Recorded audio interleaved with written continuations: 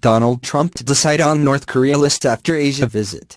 White House says Donald Trump will decide whether to redesignate North Korea as a state sponsor of terrorism at the end of his tour of Asia next week.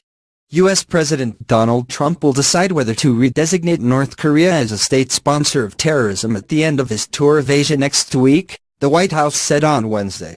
The designation was lifted by then-President George W. Bush in 2008. Redesignation would put Pyongyang back on a formal blacklist that would incur more unilateral sanctions. The president said he'd make a determination at the end of the trip, said White House spokeswoman Sarah Huckabee Sanders. She spoke as Trump headed to Beijing for talks focused on the North Korea nuclear crisis after visits to U.S. allies Japan and South Korea. Trump will head to Vietnam on Friday before visiting the Philippines from the 12th to 13th of November. Trump enacted a law in August that was forced on him by the U.S. Congress, pressing for new economic and political sanctions against Iran, Russia and North Korea. One clause of that act required the U.S. State Department to declare within 90 days whether North Korea should be named a terror sponsor. The State Department said it calculated the deadline differently, but no decision has been made so far.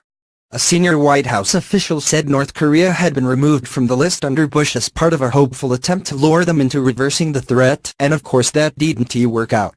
So I would remind that they clearly fit the criteria for state-sponsored terror in a previous administration, the official said on condition of anonymity.